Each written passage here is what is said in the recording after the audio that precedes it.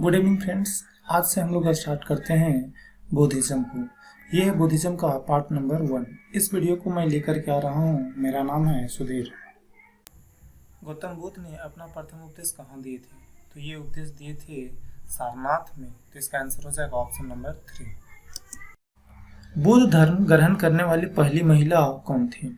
देखिए, गौतम बुद्ध की जो अपनी माँ थी, अपनी माँ का नाम था महामाया। इसकी अपनी माँ जो है गौतम बुद्ध के जन्म देने के 7वें दिन चल बसती है, वो इस दुनिया को छोड़ करके चली जाती है। तो अब गौतम बुद्ध का जो देख रेख है वो इसकी मौसी माँ करती है, और उसकी मौसी माँ का नाम था प्रजापति गौतमी, और ये वही थी जो सबसे पहले बुद्ध धर्म को अपनाई थी। तो इस क्वेश्चन का सही आंसर हो जाएगा ऑप्शन नंबर 3।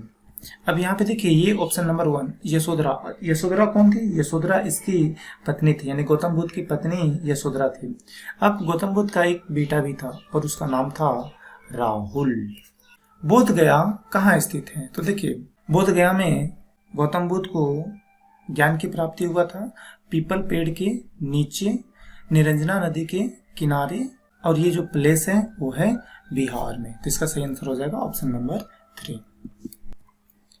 प्राचीनतम विश्वविद्यालय कौन था? तो देखिए, बौद्ध धर्म में आपको 2 विश्वविद्यालय याद रखना है, एक नालंदा और एक विक्रमशिला। नालंदा को बनाया था कुमार गुप्त ने और विक्रमशिला को बनाया था धर्मपाल ने। और ये दोनों यूनिवर्सिटी को उड़ा दिया गया था, खत्म कर दिया गया था बख्तियार खिलजी के द्वारा। तो सबसे पुराना यूनिवर्सिटी कौन था? ये है नालंदा। तो यहाँ पे कहाँ है ऑप्शन? Option number 3। तो ये हो जाएगा ऑप्शन नंबर 3 सही। किस भाषा का ज्यादा प्रयोग बौद्धवाद के प्रचार के लिए किया गया था? तो देखिए, बौद्ध धर्म का प्रचार के लिए सबसे आसान भाषा का यूज किया गया था, जो उस टाइम जो सबसे इजी लैंग्वेज था वो था पाली। तो ये हो जाएगा option number 3, that is Pali. In fact Gautam Buddha जो सबसे ज्यादा उपदेश दिए हैं वो पाली भाषा में ही दिए हैं। बौद्ध धर्म एवं जैन धर्म दोनों के उपदेश किसके शासनकाल में दिए गए थे? तो देखिए, आपको याद रखना है, बिंबिसार, उदयन और प्रसन्नजित, ये तीनों थे उस टाइम बौद्ध धर्म और जैन धर्म फल फूल रहा था। तो ये उसी का टाइम था। तो यहाँ पे बोल रहा है कि किस टाइम पर बौद्ध धर्म और जैन धर्म दोनों के उपदेश दिए गए थे। तो यहाँ में से ऑप्शन देख लेते हैं। अशोक का समय नहीं था। बिंदुसार नहीं था, बल्कि बिंबिसार था। तो ये हो जाएगा अकबर भी नहीं था। तो इस क्वेश्चन का सही आंसर हो जाएगा ऑप्शन नंबर 3। बुद्ध ने निम्नलिखित में से किस स्थान पर महापरिनिर्वाण प्राप्त किया था? देखिए, महापरिनिर्वाण का मतलब होता है मृत्यु। तो गौतम बुद्ध महापरिनिर्वाण प्राप्त किए थे कुशीनगर में। तो ये हो जाएगा ऑप्शन नंबर 1 सही, दैट इज कुशीनगर। अब देखो, गौतम बुद्ध को लाइट ऑफ एशिया भी कहा जाता है। कपिलवस्तु, देखिए कपिलवस्तु जो है जहाँ पे गौतम बुद्ध का जन्म हुआ था। किस शासक ने बौद्ध के लिए विख्यात विक्रमशिला विश्वविद्यालय की स्थापना की थी? तो देखिए, इसको अभी हम थोड़ा देर पहले बताए थे। बौद्ध के लिए 2 यूनिवर्सिटी याद रखना है, एक नालंदा और एक विक्रमशिला। नालंदा को कौन बनाया था? कुमार गुप्त ने, और विक्रमशिला को धर्मपाल ने। लेकिन ये दोनों यूनिवर्सिटी को उड़ा दिया गया था, डिस्ट्रॉय कर दिया गया था बख्तियार खिलजी के द्वारा। तो यहाँ पे क्वेश्चन है, विक्रमशिला विश्वविद्यालय की स्थापना किसके द्वारा की गई थी? तो ये है धर्मपाल। हाँ, ऑप्शन नंबर 4। बौद्ध ग्रंथ पिटकों की रचना निम्नलिखित में से किस भाषा में की गई थी? तो देखिए, बौद्ध धर्म की प्रचार में सबसे आसान लैंग्वेज को यूज किया गया था, और आसान जो लैंग्वेज था वो था पाली। तो पाली भाषा का यूज किया गया था। अब देखिए, बौद्ध धर्म में जो पिटक हैं वो 3 पिटक हैं। एक याद रखना है, विनय पिटक, सुत्त पिटक और अभिधाम पिटक। विनय पिटक को लिखा था उपाली ने, सुत्त पिटक को लिखा था आनंद ने, और अभिधाम पिटक को लिखा था मोगालीपुत्तिस ने। ये मोगालीपुत्तिस वही इंसान है जो अशोक को बुद्धिज्म में कन्वर्ट करवाया था। सांची क्यों विख्यात है? तो देखिए, सांची बौद्ध धर्म का एक स्तूप है। तो बौद्ध धर्म का स्तूप है, और ये कहाँ पे है? मध्य प्रदेश में है। और सांची स्तूप को बनाया कौन था? अशोक।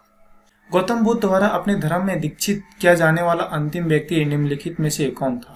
तो देखिए, आपको बताए थे गौतम बुद्ध ने सबसे पहले उपदेश जो दिए थे वो सारनाथ में दिए थे 5 आदमी को, और उसका नाम बताए थे MBA के भी, ठीक है। महानामा, भादिया, असांगी, कोंदना, भक्ति, ठीक है।